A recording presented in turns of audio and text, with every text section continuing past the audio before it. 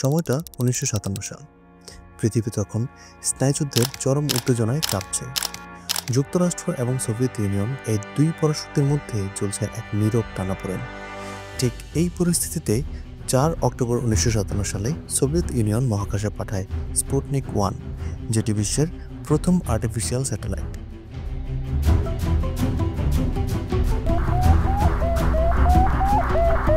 America এই ঘটনায় রীতিমতো নড়েচড়ে বসল। I think that Russia's getting into space really bothers me because it's making the Cold War between the Russia and the United States, more intense. There's going to be more tension.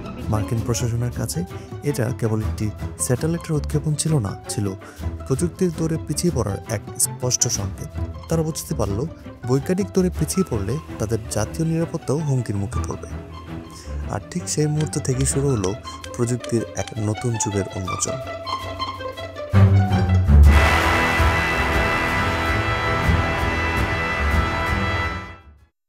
Soviet ইউনিয়নের এই অপ্রত্যাশিত ধাক্কা সামলে উঠতে 1958 সালে যুক্তরাষ্ট্র গঠন করে অ্যাডভান্সড রিসার্চ প্রজেক্টস এজেন্সি।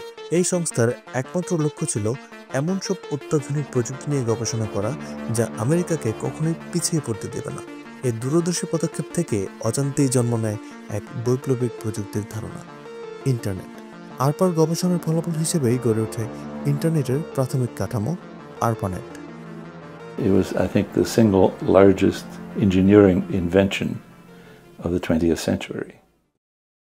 এবার আমরা পৌঁছে যাই 1961 সালে। লিওনার্ড ক্লিনরক নামের এক বিজ্ঞানী সামনে নিয়ে এলেন এক যুগান্তকারী ধারণা। তিনি দেখালেন তথ্যকে যদি ছোট ছোট প্যাকেটে ভাগ করে পাঠানো হয় তাহলে তা আরও নির্ভরযোগ্য এবং দ্রুত গন্তব্যে পৌঁছায়। এই ধারণাই পরে হয়ে ওঠে ইন্টারনেটের মূল ভিত্তি। পাশাপাশি যুক্তরাজ্যে ডোনাল্ড ডেভিস এবং যুক্তরাষ্ট্রে পল ব্যারন প্যাকেট সুইচিংয়ের ধারণা নিয়ে গবেষণা করেন। তাদের সম্মিলিত কাজ ভবিষ্যতের নেটওয়ার্কিং ধারণার ভিত্তিপ্রস্তর স্থাপন করেছিল। এরই ধারাবাহিকতায় 1962 সালে এক অসাধারণ স্বপ্ন দেখলেন এমআইটির এক দূরদর্শী গবেষক জেসি.আর. লিকলাইডার। তিনি কল্পনা করলেন পৃথিবীর সব কম্পিউটার একে অপরের সাথে কথা বলবে, যেন একটি ইন্টারগ্যালাকটিক কম্পিউটার নেটওয়ার্ক। এমন একটি সিস্টেম যেখানে বিশ্বের যে কোনো প্রান্ত থেকে মানুষ তথ্য আদান প্রদান করতে পারবে। তিনি এই অভাবনীয় স্বপ্নকে বাস্তবে রূপ দেওয়ার পথে প্রথম পদক্ষেপ নেন। 1969 সালের সেপ্টেম্বর মাসে বিখ্যাত প্রযুক্তি প্রতিষ্ঠান বিবিয়ান তৈরি করল একটি বিশেষ মেশিন, ইন্টারফেস মেসেজ প্রসেসর বা ইম্প, যেটাকে আধুনিক রাউটারের পূর্বসূরি বলা হয়। ইম্পের ধারণা প্রথম দিয়েছিলেন উইজলি ক্লার্ক। এই প্রকল্পের নেতৃত্ব দেন ফ্র্যাঙ্ক হার্ট আর বব খান নেটওয়ার্কিংয়ের তাত্ত্বিক নকশায় গুরুত্বপূর্ণ ভূমিকা রাখেন। ইম্প মেশিন যুক্ত করা হয় ইউসিএল এর একটি টাইম শেয়ার্ড কম্পিউটারের সঙ্গে। সংযোগ স্থাপনের সঙ্গে সঙ্গে শুরু হয় বিট বা তথ্যের আদান প্রদান। এর এক মাস পর স্ট্যানফোর্ড রিসার্চ ইনস্টিটিউটে একটি ইম্প মেশিন পৌঁছায় এবং তাদের কম্পিউটারে সংযুক্ত হয়।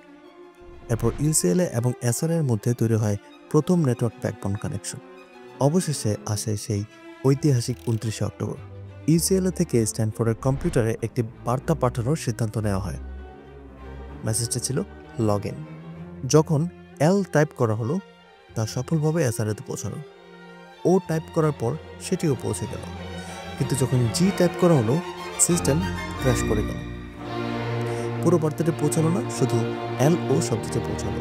এই ছোট্ট এলওই হলো মানব ইতিহাসের প্রথম ইন্টারনেট বার্তা, যা একটি কার্যকরী নেটওয়ার্কের মাধ্যমে আদান প্রদান করা হয়েছিল। সেই মুহূর্তে কোনো ক্যামেরা বা রেকর্ডার ছিল না, কেবল একটি লগবুকে এই ঘটনাটি নথিভুক্ত করা হয়। On October 29, 1969, at 10:30 at night, Charlie Klein, the programmer who's in the room with me, made this entry. Talk to SRI, host to host. This is the only record of the very first message ever on the internet. এটি দ্রুত প্রসারিত হতে থাকে এবং পরবর্তীতে নভেম্বরে California university Santa Barbara, ডিসেম্বরে university of ইউটাতে ইম্প machine স্থাপন করা হয়, যার ফলে একটি 4 নোডের নেটওয়ার্ক তৈরি হয়। 1972 সাল ইন্টারনেটের ইতিহাসে আরেকটি মাইলফলক। রে টমলিনসন নামের এক কম্পিউটার বিজ্ঞানী আরপানেট ব্যবহার করে পাঠালেন বিশ্বের প্রথম ইমেল। তিনি @চিহ্ন ব্যবহার করে দেখালেন বার্তাটি কোন ব্যবহারকারীর জন্য এবং কোন মেশিনে পাঠাতে হবে। আজকের যুগে এই @চিহ্ন আমাদের অনলাইন পরিচয়ের একটি অবিচ্ছেদ্য অংশ। What I was doing was providing a way for people to communicate with other people. কিন্তু তখনও একটি বড় সমস্যা ছিল, বিভিন্ন নেটওয়ার্ক একে অপরের সাথে সরাসরি যোগাযোগ করতে পারছিল না। যেমন IBM এর নেটওয়ার্ক শুধুমাত্র IBM এর হার্ডওয়্যার ও সফটওয়্যারের সাথেই কাজ করত, অন্য কোম্পানির ডিভাইসের সঙ্গে যোগাযোগ করত না। দরকার পড়ল এমন একটি কমন ভাষা বা প্রোটোকলের, যে ভাষা যে কোনো কোম্পানির তৈরি কম্পিউটার বুঝতে পারবে। এই চ্যালেঞ্জ ইন্টারনেটের পরবর্তী বিপ্লবের বীজ বুনে দেয়। 1973 সালে আরপানেট যুক্তরাষ্ট্রের সীমানা ছাড়িয়ে পৌঁছে গেল যুক্তরাজ্যে ও নরওয়েতে। এর মধ্য দিয়ে ইন্টারনেট হয়ে উঠল একটি আন্তর্জাতিক যোগাযোগ ব্যবস্থা। এবছরেই ভিন্টন সার্ফ ও রবার্ট কান শুরু করলেন TCP/IP প্রোটোকলের কাজ। অবশেষে 1974 সালে নিয়ে এলেন যুগান্তকারী TCP/IP প্রোটোকলের ধারণা। TCP ডেটাকে ছোট ছোট প্যাকেটে ভাগ করে পাঠায়, আর IP সেগুলোকে সঠিক ঠিকানায় পৌঁছে দেয়। 1 জানুয়ারি 1983 আরপানেট পুরোপুরি TCP/IP প্রোটোকলে স্থানান্তরিত হলো। এই দিনটিকেই আনুষ্ঠানিকভাবে ইন্টারনেটের জন্মদিন হিসেবে গণ্য করা হয়।